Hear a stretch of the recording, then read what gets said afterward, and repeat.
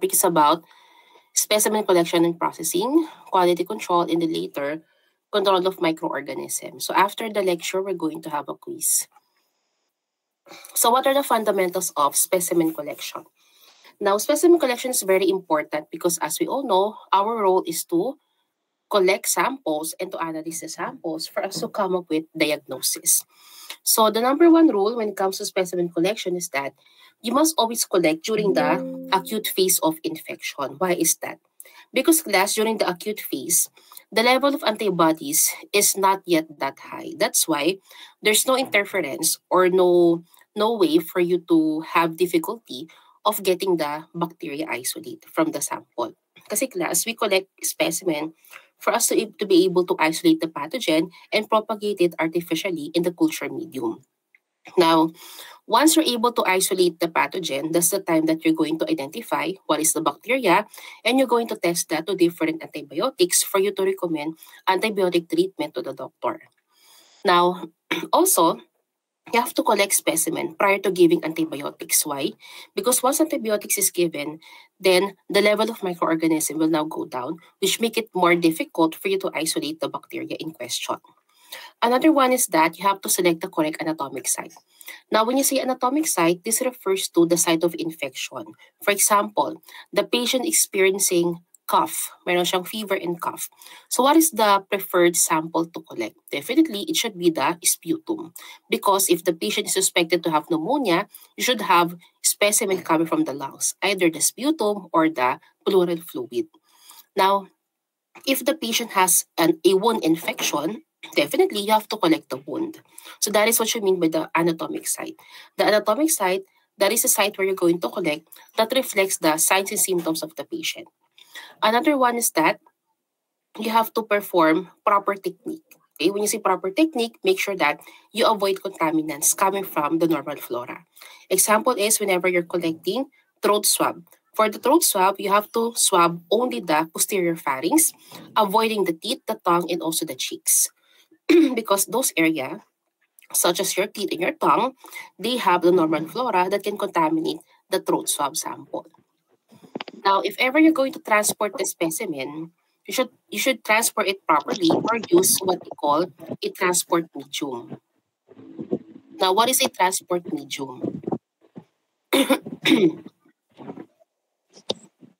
So when you say transport medium class, this is a culture medium that aims to support the growth of microorganism temporarily. Okay. The purpose of transport medium is to make sure that you're able to maintain the viability of the bacteria in the sample while it is being transported in the laboratory. For example, the specimen will be coming from a province. Let's say nagagaling siya sa Iloilo. Then you have to transport that here in Manila for further testing. So you have to place the sample in transport medium to make sure that the bacteria will remain viable. Because class, upon collection, you must be able to process immediately, at least in less than 1 hour. Because if it will take about more than 1 hour for you to process, what will happen? The bacteria in the sample will die or deteriorate, making it difficult for you to isolate the pathogen. Also, you must label properly. Make sure that the proper labeling techniques and also the requisition form are present, and then they have to match each other. Dapat match ang nakalagay sa label and requisition form. Also, transport the specimen promptly into the laboratory as early as possible. Take note again, you must be able to process it in less than 1 hour. Kapag 2 hours na or more than 2 hours, the specimen will be degraded. The specimen will probably not have the pathogen anymore. Also, if there is a unusual pathogen, let's say there is a dangerous pathogen from the specimen, you have to notify the laboratory personnel that will receive it in order for them to be prepared for safety measures. Now, when it comes to collection procedure, take note class that swabs are always not that recommended except for the following condition. If you're going to swab coming from the upper respiratory tract, such as nasal swab, throat swab, or swab from the external ear, the eyes, and even the genitals, these are the only specimen accepted for swab. Okay, ito lang yung pwede nating iswab.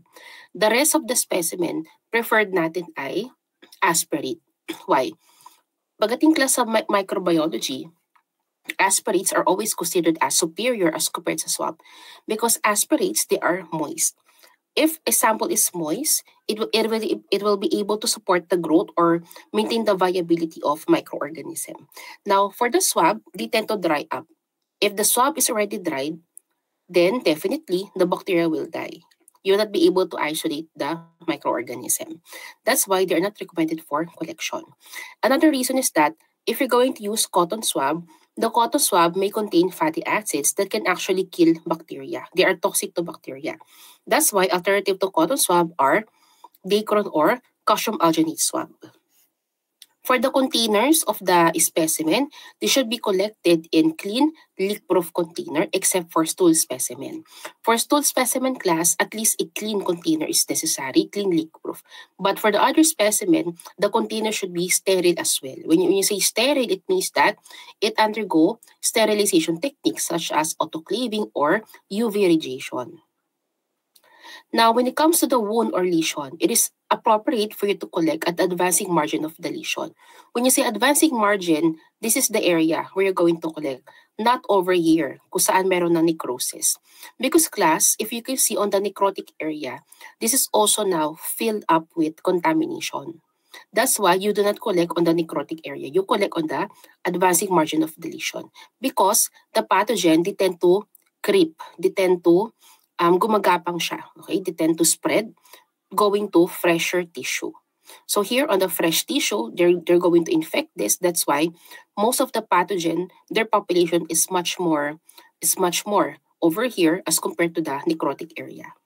Now, before you collect on the advancing margin of the lesion, you have first to disinfect the area by flushing this with sterile NSS or sterile normal saline solution.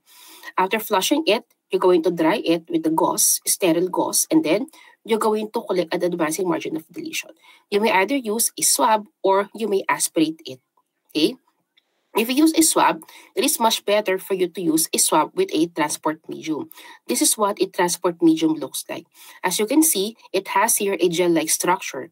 This gel-like structure enables the bacteria to survive because this is moist. It also has nutrients or supplements to support the growth of the microorganism. So it maintains the viability and the moisture on the specimen. That's why this is more suitable, okay? But if you don't have a transport medium like this one, you may place the swab in a sterile container like this one. However, if you use this sterile tube, you must be able to process it immediately in less than 1 hour because the swab, it can dry up, okay? So another type is that, as you can see, class, you have two types of swab. Meron kang regular swab, you also have here the flexible swab, okay? Next is the blood culture. Now, why do we collect blood culture? We collect blood culture to test for sepsis or septicemia. When you say sepsis, it means that the patient has bacteria in the blood. And then septicemia, that's the time that the bacteria is able to spread in the tissues of the patient. So from the blood going to the tissues, going to the organs, hanggang maging systemic ang infection. So that's why we perform blood culture. Now for the blood culture, it is very critical to collect the blood properly because improper collection that can lead to false results. So what is a proper way to collect the blood from a blood culture? You must use two disinfectants. First is the alcohol, followed by the betadine or the povidone iodine solution. Now, after that, that's the time you're going to puncture the skin and collect for the blood. Take note to collect the proper volume. If the patient is an adult, the proper volume should be 20 ml per set, meaning in each tube, you're going to inoculate 10 ml. If it is children, the volume should be 10 ml per set. It means in each tube, you're going to inoculate 5 ml. As you can see, it has 2 tubes. Per patient, you should fill up 2 blood culture bottles, as you can see here on the picture. So, per bottle, for the adult, it should have 10 ml per bottle, total of 20 ml per set. For the children, it should have 5 ml per bottle, total of 10 ml per set. That is the standard for the blood culture. Now, obtaining the proper volume of blood is very essential. Why? Because if the blood is too many, the blood culture bottle will now clot because the anticoagulant cannot sustain the anti-clotting mechanism anymore because of the too many blood present in the sample. But if the blood is short sample, for example, you only collected 8 ml, but the required volume should be 10 ml. What will happen? What will happen is that the anticoagulant ratio will be too greater as compared to the blood. That's why the anticoagulant, they can actually inhibit the growth of some microorganism. So if the volume is too much, it can clot. If the volume of the blood is too low, the bacteria can be inhibited. That's why you must be able to follow the correct ratio of the blood to the anticoagulant. Again, for the adult, per bottle it should be 10 ml. For the children, per bottle it should be 5 ml to avoid clotting and to avoid inhibiting the bacteria. Okay. Now, you're going to collect at 2 different sites. It should be left arm and right arm. That is the protocol for the blood culture. Next is for the body fluids. Now, ang protocol class for the body fluids is that in every test that you're going to request, you must have at least 1 ml. So for example, if you request for bacterial culture, you should submit 1 ml of specimen. But if you add other tests such as gram stain, fungal studies, acid-fast stain, you're going to add another 1 ml for each test. So if you requested 4, let's say the request is culture, gram stain, acid-fast stain, and fungal studies. So how many ml are you going to need? The answer is 4 ml. Because in every test, you add 1 ml of CSF. That is the rule pagdating sa body fluid. Okay? Now, for the catheter tip naman class, most of the time, catheter tips are not really recommended for culture because these catheters are already contaminated. However, class, there are some doctor that insist in culturing catheters because they want to know if the pathogen that causes the UTI of the patient came from the catheter. If that is the case, you may also culture that, but only get the sample coming from inside the catheter, not from the surface of the catheter. So what you're going to do is you're going to cut the catheter, then you're going to scoop out the mucus inside the catheter. That's the one you're going to culture, not the mucus in the balloon or maybe the mucus on the surface of the catheter. Do not collect that because that is the contaminant. Okay? Now for the ears, it depends on the status of the ear. If the eardrum is intact, then you may aspirate the fluid. But if the eardrum is ruptured, then you may just use the swab. So sa ears natin, what can we expect? We can expect what they call luga, yung discharge na lumalabas sa ears. That is commonly caused by bacteria known as Pseudomonas. It can also be caused by fungi known as Aspergillus. Okay? Now, for the outer ear naman class, if the outer ear has dry scaly lesions, it can be caused by fungi. So what you do is, you get a moistened sterile swab, and then you're going to swab that area, and then you're going to place the swab in a transport system, like what you see here on the picture. This is the swab, and this is the transport system. Next is the eyes. Now for the eyes, you're going to collect the discharge coming from the eyes. If it is just discharge, then just use a sterile swab. However, if the infection is already in the cornea, as you can see here on the picture, the doctor is the one who's going to collect the specimen. The doctor will scrape the cornea using a sterile spatula. Then the doctor is going to inoculate the culture medium directly at bedside, meaning after collection, the doctor is now going to culture the sample besides the patient. Bakit nila kailangan gawin yun? Because class, the sample can deteriorate immediately. That's why it must be done immediately at bedside near the patient. Next is the feces. Now for the feces, the key is always make sure that it is inside a clean, leak-proof container without any urine contamination. Now, if the patient experiencing diarrhea, definitely, the best specimen is the stool, since diarrhea naman siya. But if the patient doesn't have diarrhea anymore, then you may also collect rectal swab as a way to detect what is the pathogen that caused the infection in the first place. Now, when it comes to diarrheal stool, you're going to look for pathogens such as Salmonella and Shigella. Now, there are some times that the pathogen cannot be easily isolated by just performing one culture at once. Okay, that's why it is recommended for you to collect 3 samples because culturing only once is not guaranteed to isolate the Salmonella and the Shigella. So possible that during the first culture, negative. And then during the second culture, negative. But during the third culture, doon siya nag-positive. That's why you need 3 specimens to rule out the pathogens before reporting negative result. Now, when it comes to parasitic infections naman class, for the detection of parasites, you need at least 3 specimens spread out within 10 days. Because again, parasites are very difficult to diagnose, just like those pathogenic bacteria that can cause diarrhea. Next is the swabs. Okay, so what are the specimen where swab can be accepted? Sabi ko nga kanina, acceptable ang genital swabs. Okay, so we swab the genitals. Pagdating class sa female, what we do is that we first remove the mucus because on the mucus, you can find there the normal flora such as the lactobacillus. So what we collect is the swab coming from the endocervical canal and even the swab from the vaginal mucosa. That is what we collect to diagnose for bacterial infection. Now, pagdating naman class sa mga males, sa mga lalaki, we collect on the urethra.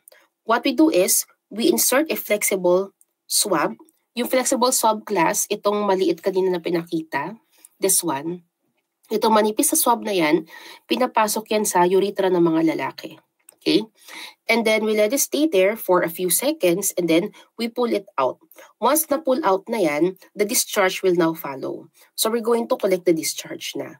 Okay? So that's how we collect sa genitals ng mga lalaki. We insert the flexible swab inside the urethra and then we pull it out for us to get the discharge. So what are we going to look for sa urethra ng mga lalaki? We're looking for gonorrhea or what you call the Neisseria gonorrhoeae. Sa Tagalog, that is tulo. Next is the sputum. Now for the sputum, you collect that to assess the overall health of your lungs. That is for diagnosis of pulmonary pneumonia. Now when it comes to pneumonia, you have several bacteria that can cause that. It can be caused by Klebsiella, Streptococcus, and of course the tuberculosis. Now, if the doctor is suspecting, if the doctor does not suspect tuberculosis, then the specimen to be collected should be the early morning specimen and it should only be collected once. Okay? So prior to collection, the patient should be able to gargle first, remove the dentures or postizo kung meron man, in order for the patient to clean the mouth, to remove residual flora. And then kapag cleaning yung mouth ng pasyente, that's the time that the patient is going to collect deep cough. When you say deep cough, it should be the sputum or the phlegm, not the saliva. So saliva is not acceptable. So how are you going to know that the patient really collected sputum and not saliva? What you're going to do is that you're going to take the sample, then you're going to place it under the microscope, and then observe for the presence of epithelial cells and white blood cell. Sputum normally has plenty of white blood cell. It should have more than 25 white blood cell per low power field. That is the sputum. However, saliva, they don't have white blood cell. Okay? Less than 25 lang sa saliva. And sa saliva class, marami silang squamous epithelial cell. However, for the sputum, ang predominant natin is the white blood cell. Now, besides the sputum, you may also collect pleural fluid. That is the fluid that can be found in the lungs if the lungs is infected or if you have pneumonia or tuberculosis. Okay? So, when it comes to when it comes to pneumonia, na hindi tuberculosis ang cause, again, only collect the sputum once and then perform culture and look for pathogenic bacteria that is probably likely to cause pneumonia. However, if the doctor is suspecting for tuberculosis, the specimen collection is quite different. The specimen should be collected 3 times. The first time is during the early morning, and then the second time will be depending on the result of the early morning specimen. If the early morning specimen is positive, then the patient will come back within the day to collect a random sample. That will be specimen number 2. If specimen number 2 is also positive, then there is no need to collect specimen number 3. It means that the patient really has tuberculosis.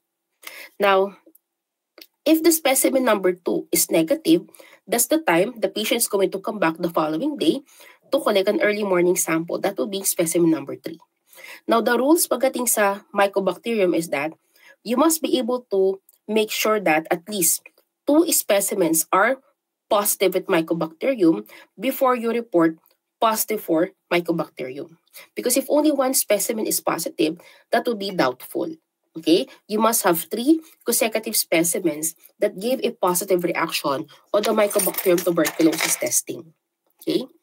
Another specimen on the respiratory tract is the specimen on the nares or nasopharynx, or what you call the nasal swab. So if you're going to collect for the nasal swab, what are you going to detect? You're actually detecting infection on the upper respiratory tract. So it can either be caused by diphtheria or staphylococcus. Okay? So for the nasal swab, what you do is that you insert a pre-moistened swab in your nares, and then you swab it. And then you look for possible Staphylococcus aureus. Because class, most people are asymptomatic carrier of Staphylococcus aureus. So if you perform the gram stain, you're going to look for gram-positive cocci in clusters or in pairs. Okay? And then, for the nasopharynx naman, what you use is the flexible swab. Okay? You swab it up to your nasopharynx, then collect for possible diphtheria. Now, for the throat naman, you're looking for Streptococcus here, especially the Streptococcus pyogenes. So for the throat, again, only swab the posterior pharynx, tonsils, inflamed area, and avoid touching the tongue, the teeth, and the cheek that is prone to contamination and prone to flora. Now, for the tissue, the rules is that when you're collecting tissues, never ever place it in a container with formalin, because formalin is a preservative that can kill bacteria. So once a sample is already immersed in formalin, you have to reject the specimen. Okay? So for the tissue, you just place it in a container with a sterile saline. Then that's it. Then transport it in the laboratory. Now for the urine. For the urine sample class, you have several types of urine sample. Meron kang tinatawag na first voided urine, you have the midstream clean catch, you have the catheterized urine, you have the suprapubic aspirate. So this urine sample, they can be used for urine culture. But among the following, the most recommended because of easy to collect and reliability is of course the midstream clean catch. Why is that? Because the midstream clean catch, this can be collected any time of the day. Besides that, this is clean because the patient is going to clean the genitals first before voiding the urine and before collecting the urine. And then since the urine collected is the mid-voided urine, it means that the any contamination from the urethra is already discarded once the first drops of the urine was voided. Okay? So sa unang ihi ng pasyente, kung ano man yung contamination sa kanyang urethra, nawala na yon. Kasi nga kapag midstream clean catch, ang kinukuha mo ay yung gitnang ihi. So the chances of contamination is very low. That's why the specimen is sterile. Now, normally it should be sterile. Dapat wala siyang bacteria. Now, as an alternative, sa midstream clean catch, if the patient is non-ambulatory, when you say non-ambulatory, ibig sabihin class, the patient is comatose, the patient cannot move. Okay? Then you have 2 options. You can collect either suprapubic aspiration or through the catheter, or what you call the catheterized urine. Now for the suprapubic aspirate, this is much preferred because this is sterile as well, because you collect directly from the bladder. However, for the catheterized urine naman, this is prone to contamination because as we all know, catheters are really contaminated na. Okay? However, class, option pa rin ng catheterized urine if the patient is too delicate or too fragile to undergo the procedure known as suprapubic aspirate. So kung delikado yung pasyente, hindi kaya mag-suprapubic aspirate, then no choice but catheterized urine. So how do you collect sample from the catheter? You're going to aspirate first the first 15 ml of urine coming from the catheter and then discard that. Do not use that. Why? Because that first 15 ml is already contaminated. Okay, contaminated na siya ng microorganisms. So, we discard that. We do not use that. What we use is the next 10 ml of urine. So after discarding the first 15 ml, you collect another 5 to 10 ml. That is the volume that you're going to use for urine culture. However, class, you have to indicate in the result that the sample is catheterized urine because catheterized urine is really prone to contamination. Next is the patient collected specimen. So the important thing is that you must be able to provide verbal and visual instructions to your patient. Now, what are the patient collected specimen? Usually, it is the sputum, the urine, and also the feces or the stool. The important thing is that you must be able to provide verbal instructions and visual instruction. You may also provide resources for the patient, such as video, for them to know how to properly collect the specimen. And make sure that you communicate well and you use layman terms or terms that are very easy to understand sa mga pasyente. Next is that labeling and requisition. So labeling and requisition is very important, as we all know, when it comes to basic for the specimen collection, the label should always match the requisition form. Whatever is the name of the patient on the label should match the requisition form and other important data. Now, when it comes to the specimen label, always remember to check the anatomic site or the culture site and also the date and time of collection. Time of collection is very important. As I've mentioned, bacteria, they tend to die from clinical specimen if it is past 1 hour. So, upon the collection of the clinical sample or the clinical specimen, it must be processed immediately in less than 1 hour. Because if it is more than 1 hour and there is no transport medium at all, there's no way to ensure the viability or there is no preservative, then the medtech can reject the specimen. Okay? Next is the requisition form. Now, for the requisition form naman class, it is important for you to note if the patient already received antibiotic treatment because that can give you a clue on what to expect on the result of the culture. Also, it is important to indicate the patient's history so that the medtech can correlate the history of the patient to the results of the laboratory. Next is the storage. So most of the time, class, if there is a delay of processing, we store the specimen in a refrigerator or 4 degrees Celsius. However, class, if you store it in the ref, there's a tendency for the specimen to dry. That's why it is not really recommended for all specimen. There are only selected specimen that can be refrigerated, and these are the following. If it is the catheter tip, CSF for viruses, outer ear, unpreserved feces, feces for toxin detection, sputum, and urine without preservative are the only one that can be stored inside a refrigerator. However, the rest of the sample is recommended to be stored at room temperature, except for the CSF for bacteria culture, which is recommended to be stored at 35 degrees Celsius incubator for up to 6 hours. Okay? Now, the specimen that must be stored at room temperature, you have the following. You have the abscess, the lesion, the wound, the body fluids, the CSF for bacteria, the inner ear, preserved feces, and also the swabs. Swab coming from the genitals, the eyes, the ears, the throat, nasopharynx. Also the tissue and urine with preservatives. Next is preservative of the urine and stool. For the urine, we may add boric acid. However, boric acid is not routinely used na because it can actually interfere with some results of the urine culture. Now, another one, for the feces, we use the Carey-Blair transport medium. For the Carey-Blair transport medium that is being used, if the stool will be processed more than 2 hours from the time of collection. Okay? That is to preserve the viability of the pathogens. Now, next are anticoagulants. So, for the anticoagulant class, sabi ko nga kanina, the anticoagulant in the blood culture bottle is very important because too little blood and too much anticoagulant that can actually kill the microorganism. And then too much blood and too little anticoagulant that can actually cause clotting of the sample. That's why hindi pwedeng mali ang volume ng blood. Okay? So, for the anticoagulant found in the blood culture bottle, they use the SPS. Now, for the SPS, also known as sodium polyanethol sulfonate, the rule is the concentration of the blood must not, the concentration of the SPS must not exceed 0.025% weight per volume of blood. because too much anticoagulant, they can kill bacteria such as Neisseria. Another rule is that you must never use anticoagulants with salt, such as EDTA and citrate, because as we all know, salts are toxic to bacteria.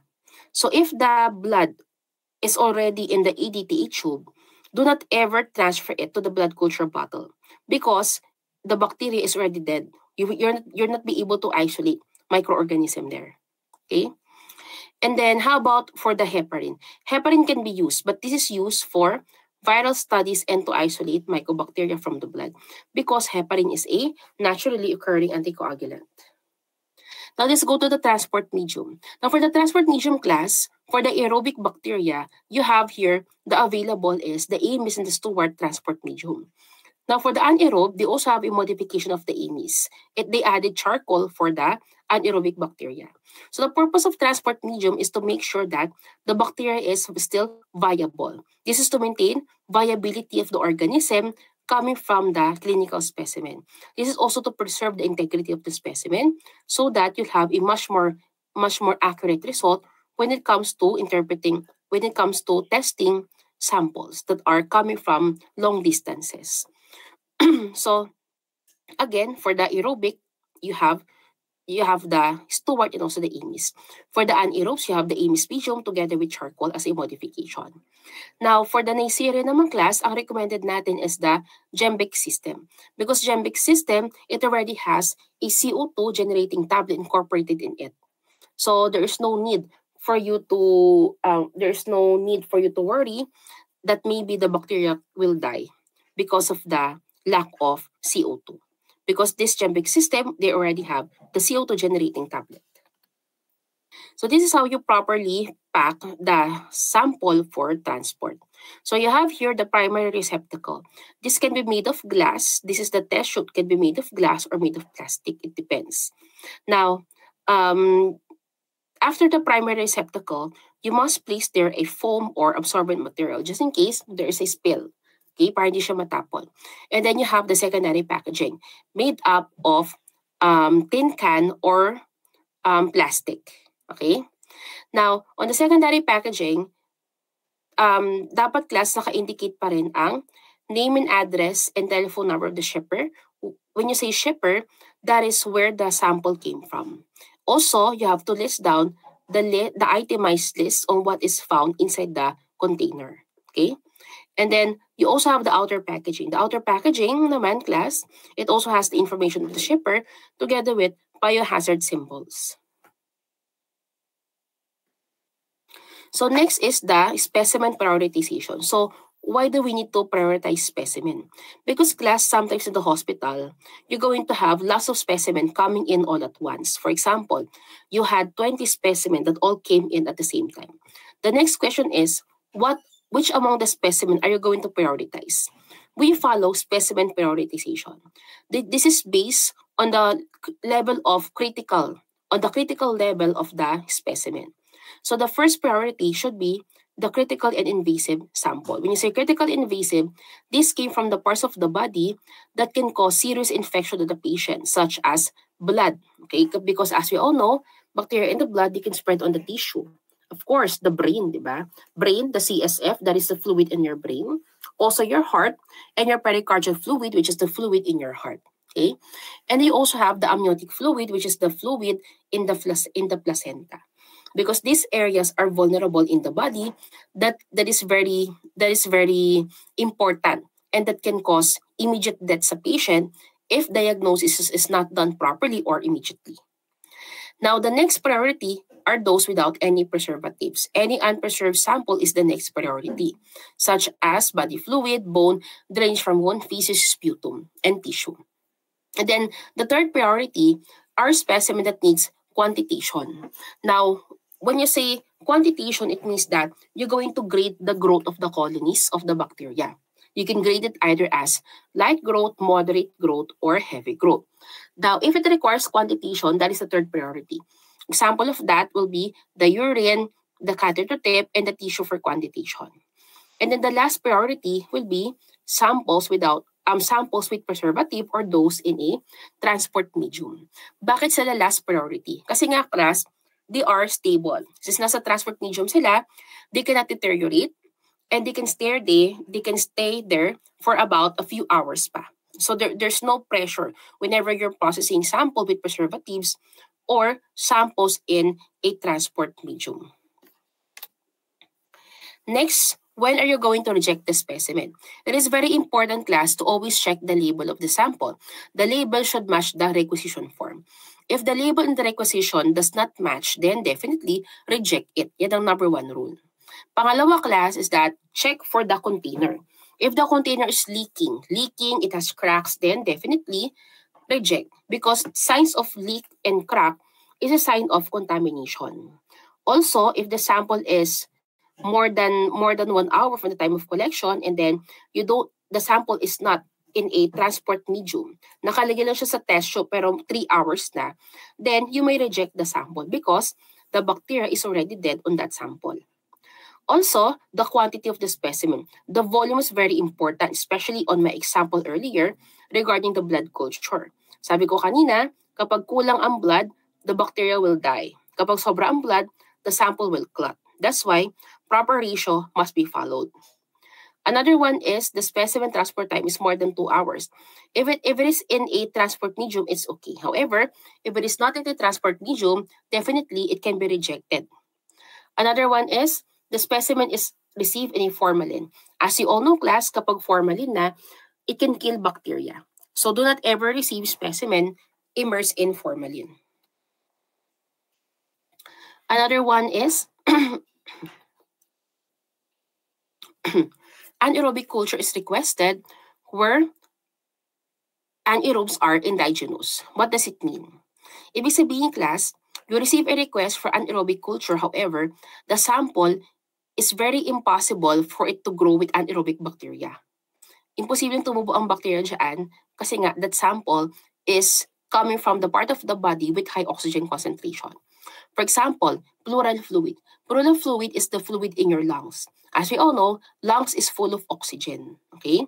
So if you request anaerobic culture in the pleural fluid, then you may reject that because it is impossible that anaerobic bacteria can grow in the pleural fluid because the lungs is full of oxygen.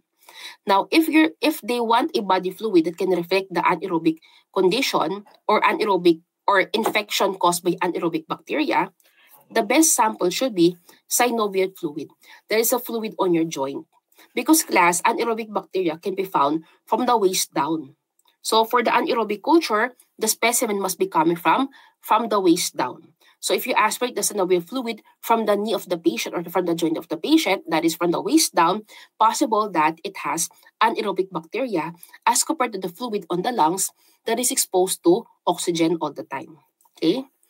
Next is that microbiome processing of a specimen can result in a questionable data. Example of that is the Foley catheter tip. Because as we all know, catheters are contaminated. But if the doctor insists, you may proceed with the culture. But take note that this is a catheter specimen. Another one is more than one specimen is submitted within the day. For example, 7 a.m., the patient submitted urine for urine culture. 4 p.m., the patient submitted again urine for urine culture. What are you going to do? You're going to reject the 4 p.m. specimen. Why is that? Because the bacteria from the urine, from the 7 a.m. urine, will still be the same bacteria from the urine on the 4 p.m. urine. So it's like redundant. That's why you reject the sample. However, if the sample is different but coming from the same patient, let's say at 7 a.m. the patient submitted urine, and then at 4 p.m. the patient submitted throat swab. Is that acceptable? Yes, because those are two different specimens. But if they submitted two of the same specimen within 1 day, the next specimen will be rejected. Next is the insufficient ang swab. One swab was submitted but you have multiple tests. The rules pagdating sa swab is it depends on how many tests you're going to request. If you're going to request 4 tests, then you have to submit 4 swab because each test, you have to use 1 swab for each test. Okay? So if your request is culture and then you have gram stain and AFB, you have to request 3 swab. After the microscope, after the specimen collection, the next step to do is specimen processing. So the first part is macroscopic. When you say macroscopic, it means that you're going to observe the gross appearance of the specimen. When you say gross, you describe the size of the specimen, the color, the consistency, the volume, the clarity or turbidity, and also if there is blood or mucus present. Because this gross examination, this can give the doctor a idea if the sample is really infected or not. For example, you have a tissue, that the tissue is full of mucus or pus. Definitely, the patient is really infected. Next is, after the macroscopic, you're going to perform microscopic examination. Now, for the microscopic, that is very essential because you can benefit from the following. The first is that the microscopic examination, this can help you determine the quality of the specimen. So I'm going to go back to my example earlier pagdating sa stool. Sabi ko kayo na class, sa stool, the white blood cell should be more than 25 per low power field, and the epithelial cell should be less than 10 per low power field. That is the ideal. That is the idea. Okay. However, class, if the condition was not met, let's say white blood cell is less than 25, but there are many epithelial cells. Epithelial cells about 50. Okay, then you may conclude that the sample is not sputum. Hindi yan sputum. It can be saliva. Saliva na siya. Okay, so since it is saliva, then you're going to reject the specimen. Another one is that the result of the gram stain or the result of the microscopic examination can give the medic and the doctor an idea on the infectious process of the patient. So what does it mean? Kasi class, the result of the culture will take about 3 to 5 days for it to come out. During that time, the infection might get worse. So the doctor cannot just stand there and wait for 3 to 5 days for the results. The doctor should give antibiotics as an early treatment. So what the doctor does is that the doctor requests for gram stain. When you perform gram stain, let's say you reported on the gram stain that you saw gram-negative bacilli. The doctor will now give the patient antibiotic against gram-negative bacilli, even though the culture is not yet available. Okay? Now, once the culture request is already available, the doctor is going to check that, just in case the doctor needs to change the medicine. For example, the patient is not responding to the antibiotic being given. Then, the doctor can refer to the susceptibility testing to check what is the appropriate antibiotic to give to the patient. Okay? That's why microscopic examination is very important. Now, third is that the routine culture workup can be guided by the result of the smear. What does it mean? It means that, for example, you're able to see gram-negative bacilli from the gram stain. So what is the next thing to do? You're now going to prepare culture for gram-negative bacilli and testing for gram-negative bacilli. So it can help you concise your work practice just by looking at the gram stain. Instead of testing again for the gram positive, you now tested only for the gram negative because of the results of the gram stain. Now, vice versa, let's say you saw on the microscope gram positive cocci. What are you going to prepare? You're going to prepare culture media for gram positive, and also you're going to prepare tests for gram positive. Okay? Also, this microscopic examination, it can actually dictate the need for non-routine or additional testing. What does it mean? For example, on the gram stain, you saw other microorganism. You saw fungi. Then you may add fungal studies. Or if you saw parasite, then you may add parasitic studies. Okay? So whatever you see in the gram stain, that can be a clue if the patient needs further testing. Now, for the culture, we're going to skip that. We're going to discuss that sa mga following weeks pa. Now, next is the isolation technique. So, when you culture the microorganism on the artificial medium, the bacteria is going to grow. Now, upon growth of the colonies, you have to grade the colony. Now, if the growth is only seen on the first quadrant, that is graded as light growth. When you report it to the doctor will think that the infection is not too severe kasi nga light growth lang. So the doctor will give antibiotics. However, the dosage is not that high. Only low dose antibiotic ang binibigay because you said that the infection is only light growth. Okay? However, if you reported moderate growth, meaning you have colonies growing on the second and third quadrant, it means that the patient has a true infection. So the doctor is going to give antibiotics pa rin sa pasyente based on the report that you've given. Okay? But if you're able to report heavy growth, kapag sinabi mo dyan heavy growth, then the patient is having difficulty na sa kanyang symptoms, then the doctor is going to admit the patient. The doctor is going to administer antibiotics intravenously because according to you, the infection is heavy, meaning the patient has severe infection. Okay?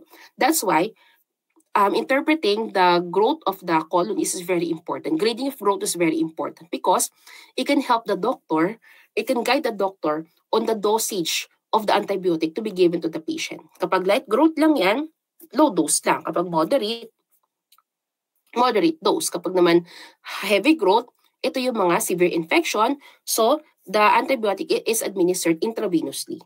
And then you have higher doses of antibiotics. Now, there are some, kapag atin naman class sa urine, for the urine culture, it should be quantified because you need to count the number of colonies. So how do you do that? You're going to use an inoculating loop that can deliver a standard volume of 0.01 ml and 0.001 ml of urine. And then you're going to culture it in vitro on the artificial culture medium. So what you do is you're going to culture here the urine, and then you're going to cross-streak it like this. And then you're going to incubate this overnight, and then kinabukasan, you're going to look for colonies. Take note that each colony is counted as 1,000. So if you're able to count 10 colonies, the answer is 10,000. Okay, 10,000 colony forming units. If you're able to count 5 colonies, the answer is 5,000 colony forming units per ml of urine. If you're able to count 80, the answer is 80,000. 80,000 CFU per ml. Now, what is the colony count that is considered as significant? If the colony count is more than 100, more than 100,000, then it means that the patient really has true UTI.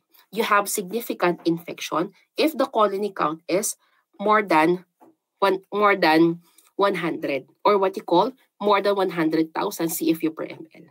Okay? Now, next is the incubation. So ideally, class, we incubate at ambient air. When you say ambient air, this is the normal incubator without any CO2. Now, for the temperature, it should be 35 to 37. Incubation period should be within at least 18 to 24 hours. However, class, there are some instances that they need prolonged incubation. Some bacteria may be incubated for 48 to 72 hours, while some bacteria, such as the anaerobic bacteria, they need to be incubated for up to 5 to 7 days. So it depends on the type of bacteria you're looking for. But most aerobic bacteria, most of the pathogens are incubated at 35 degrees Celsius for 18 to 24 hours. Okay? Now, some bacteria may require CO2. These are the capnophiles. So if the bacteria is anaerobes or they require CO2, then the best incubation condition should be inside an anaerobic chamber. However, class, the anaerobic chamber is not easily available on different hospitals. It is not accessible. That's why, as an alternative, they use the gas pack or the anaerobic jar. So this is what you call the anaerobic jar. So however, class, the disadvantage of this one is that once you took out the bacteria, once you took out the Petri dishes, you're now going to expose that to oxygen. So the bacteria is going to die once you open the anaerobic jar. Okay? That's why anaerobic chamber is really much more preferred as compared to the anaerobic jar. So how do you use this one? So inside the jar, you have there a gas pack. This is just a small pouch that can supply CO2.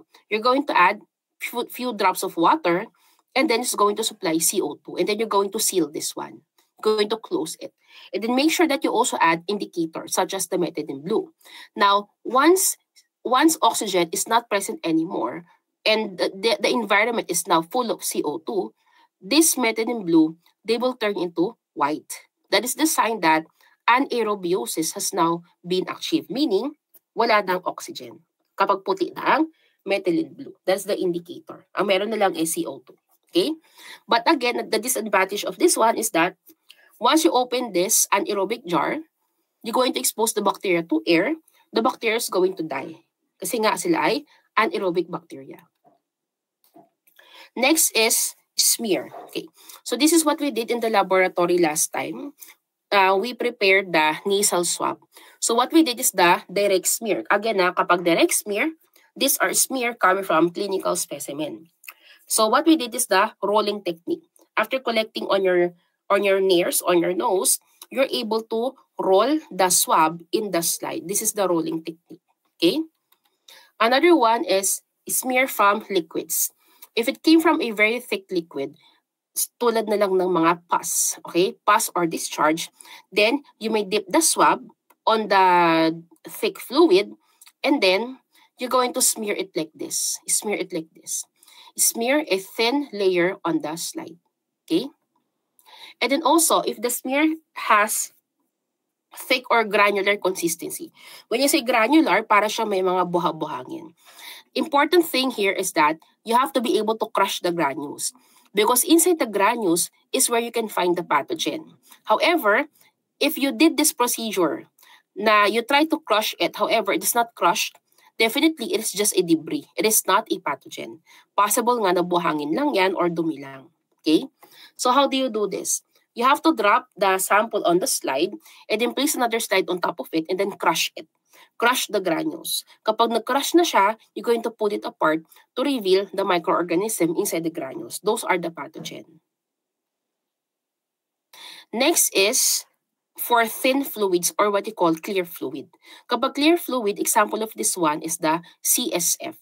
Pwede rin ang urine na walang contamination. Okay? So what you do is, you centrifuge it using a high-speed centrifugation technique known as cytocentrifugation. So this is the setup for the cytocentrifuge. You have here the following. You have here the vessel, you have here the filter, and you have the slide. So the filter, you're going to slip that over here. Dito sa likod ng vessel, ilalagay mo yung filter dyan. And then ilalagay mo rin yung slide dito sa likod ng vessel. So the filter will be on top of the slide, and you're going to place these two materials inside this vessel. Okay? Now, after that, you're going to pour the CSF over here on the vessel, and then you're going to cover it, and you're going to place it inside the centrifuge for it to be separated. Now, since this is high-speed centrifugation, all of the sediment coming from the CSF will be deposited over here. Okay? Will be deposited concentrated.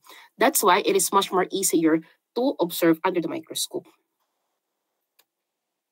So next is staining technique. For the stain, you have three classifications.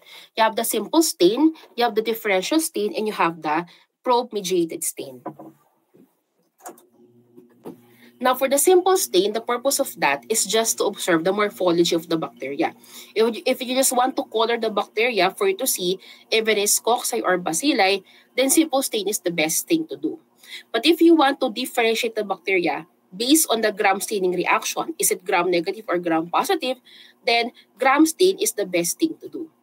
But if you only want to observe a specific type of bacteria, let's say you have a sample with many types of bacteria, but you only have one target bacteria, then you're going to use a DNA probe stain that can bind to a specific target bacteria. Okay? And that is the only bacteria that you're going to stain. Kaya tinawag siyang diagnostic antibody or DNA probe-mediated stain. Okay? So in the lab, you have 4 different types of stain. You have the gram stain, you have the acid-fast stain, chalcofluor white, and the modified rice and gemsa. Those are the stains that should never be not present in the lab. They should always be present. Okay? So, for the rice and gemsa, you're going to use that if the sample is tissue or blood. Okay? For the Leibson stain, that is for staining of flagella. If you want to differentiate what type of flagella does the bacteria have. Methylene blue, that is to stain granules, especially for Cryptobacterium. For acid-fast stain, that is to stain mycobacteria. So you have 3 types. You have the Schill-Nielsen, the fluorochrome stain, and the Kenyon stain. That is all for Mycobacterium tuberculosis. And of course, you have the chalcofluor white. that can stain fungal elements or fungi. And of course, you have the gram stain that can differentiate between gram-negative and gram-positive bacteria. So for the gram stain, we did this in the laboratory. What is the principle? So take note, class, the principle is that the gram stain, this is a stain directed on the cell wall of the bacteria. So it will stain the murine layer. Now, since the murine layer of the gram-positive is thicker as compared to the gram-negative, that's why the crystal violet was able to form a complex there with the teichoic acid. So once you're able to drop crystal violet on the gram-positive bacteria, it will form a complex with the teichoic acid. And then if you add grams iodine, it will make the complex much more stronger. The grams iodine serve as the mordant or what they call pampakapit ng crystal violet sa murine layer ng gram-positive bacteria. Okay? It anchors the crystal violet to the teichoic acid found in the murine layer of the gram-positive bacteria. That is the purpose of the grams iodine. Now, next step is to decolorize. So since the crystal violet is already anchored there on a very thick murine layer, even if you decolorize it, it will not be dissolved. It will not be dissolved. It will still remain there. That's why all gram-positive bacteria will be purple in color. It's purple, it's violet because the crystal violet and the grams iodine and the teichoic acid, they form a very strong complex on the very thick murine layer of the gram-positive bacteria. However, class, if the bacteria is gram-negative, the murine layer is thin, manipis lang siya, right?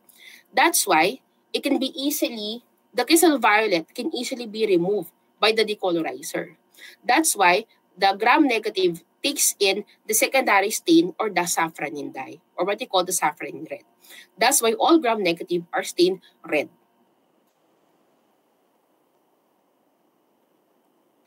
Next is acid-fast staining. For the acid-fast staining class, another staining technique that binds to the cell wall of the bacteria. But this staining technique is specific for Mycobacterium because the cell wall of the Mycobacterium, they contain an acid known as mycolic acid. So once you're able to add the primary stain, which is the carbolfuchsin, it will bind with the mycolic acid in the cell wall of the Mycobacterium. So even if you decolorize it, it will not be removed. That's why the positive color of acid-fast bacilli is color red. As you can see here on the picture, you have red bacteria against a blue background. This is the Mycobacterium tuberculosis, okay, or the Mycobacterium tuberculosis that causes tuberculosis. Now, what are the different staining techniques? For the first technique, you will use the fluorescent staining. For the fluorescent stain, the stain is the TB oramine rhodamine T stain. That is the primary stain. It is also color red-orange. That is the one that will bind to the mycolic acid in the cell wall. After that, you decolorize, then you add the acid alcohol, and then you add the counter stain, which is the potassium permanganate. After that, you observe under the microscope. So this is what it looks like. This is the fluorescent stain. You're going to see orange-red fluorescence like this one. Okay, this is the Mycobacterium tuberculosis. Now, the next procedure are the Kenyon and the Schill-Nielsen stain. Now, the Kenyon and the Schill-Nielsen, they're quite similar. Ang difference lang nila is that the Schill-Nielsen used heat during the procedure. So let's first talk about the Kenyon staining. For the Kenyon, you're going to flood the slide with carbolfuchsin. That is color red. That color red carbolfuchsin will now bind to the mycolic acid in the cell wall of the Mycobacterium. And then, you're going to leave it there for 5 minutes. After 5 minutes, you're going to wash it with water and then add the decolorizer, which is an acid alcohol. Okay? And then you're going to add the counter stain, methylene blue, for 1 minute. That's why the result will be like this one. You have a blue background, this is the methylene blue, and you have a red bacilli, which is the carbolfuchsin. Okay? Next is the Schill-Nielsen. For the Schill-Nielsen, it is the same procedure with the Kenyon. The difference is that you heated the carbolfuchsin until it's steamed, and then you let it stay there for about 5 minutes. There is heating involved. Okay, after heating that, you proceed with the next step. You wash out water, you add the decolorizer, and then you add the counter stain. And the result will still be the same. You have red bacilli because of the carboxyl, and you have a blue background because of the methyl blue. Now, if the specimen is blood or tissue, the staining technique should be the Wrights and Gemsa staining. So first, you have to prepare a smear or an imprint of the tissue. After that, you let it dry. You place it inside the fixative, okay, such as an alcohol.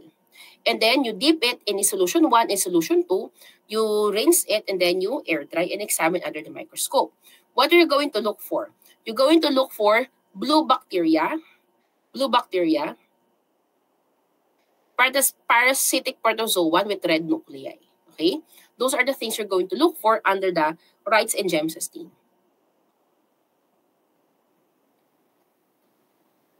Next is the acridine orange stain. Now for this stain, this is also known as the DNA stain because this is being used by cell-wall-less bacteria.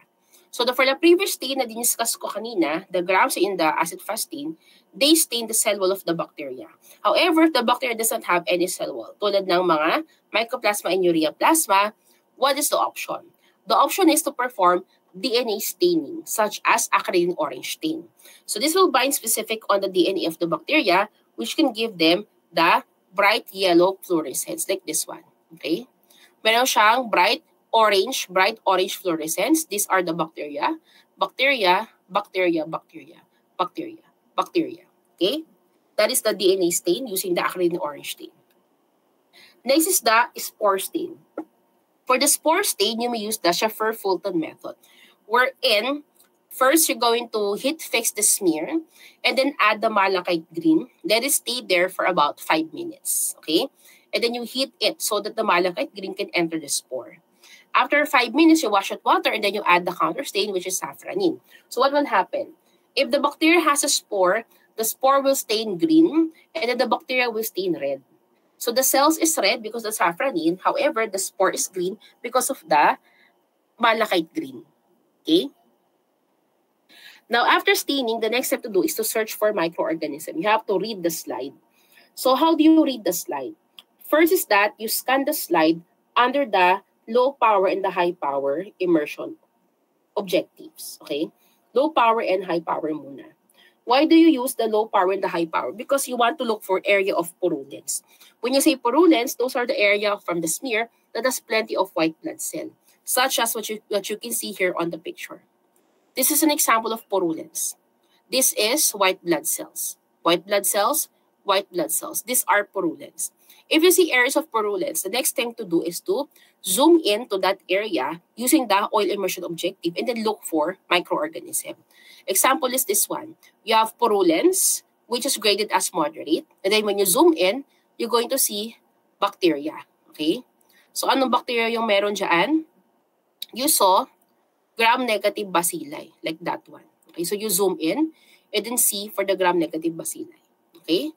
This one naman, although you have plenty of purulence, for the other one, you have purulence, however, the reporting is still no organism seen. Bakit no organism?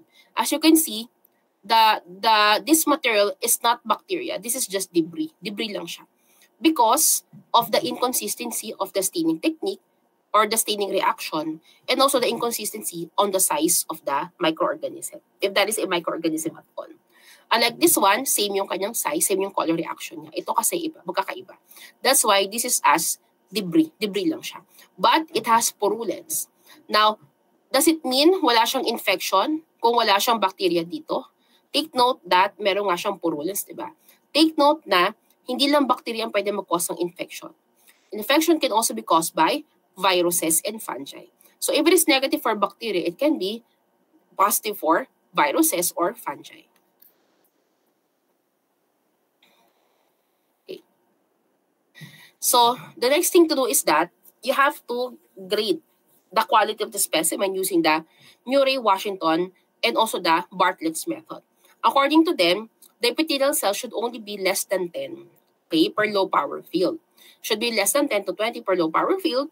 And then the white blood cell should be at least more than 25 per low power field for you to say that the specimen is really acceptable if it fits the criteria of possible infection. That is the Bartlett's method and the Murray-Washington method scoring. Next is another example. You have here heavy purulence. You have many white blood cells over here. But as you can see, you have two types of bacteria. You have gram-negative bacteria and gram-positive bacteria. Next is just a contaminant, okay? It should be a sputum. However, as you can see, class, you don't have any purulence and you don't have epithelial cell. So probably this is saliva. But you have different bacteria. So this is the anaerobic chamber that I was talking about earlier. So sabi ko kanina, kapag anaerobic bacteria, it is more preferred to incubate that inside an anaerobic chamber, as you can see here on the picture. So what is the purpose? What is the advantage of that? So we're going to open over here. Buksan nyo yan dito. And then this is where you're going to place the specimen. Papasok mo yung specimen dyan. Okay? And then you're going to close that and seal that. And then you're going to insert your arms here. It has a built-in gloves. Then you're going to pull the specimen from here. And then you're going to start processing the specimen. But before that, you must be able to make sure that all oxygen has already been exhausted. Because take note that anaerobic bacteria, they are sensitive to oxygen. They can die in the presence of oxygen.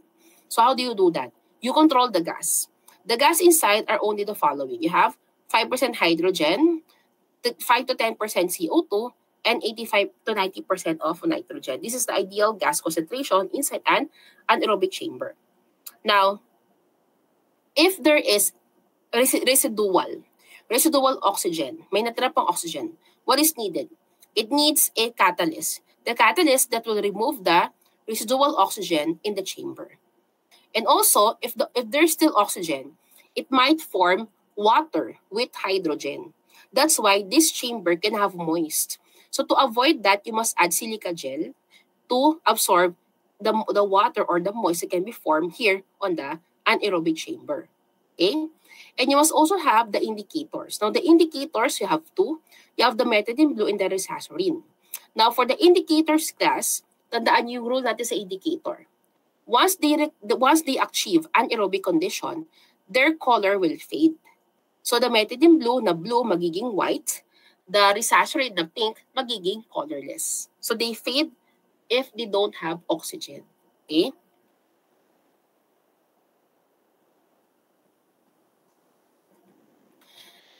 So another one is the anaerobic bag. For the anaerobic bag class, this is only used for transport of anaerobic culture.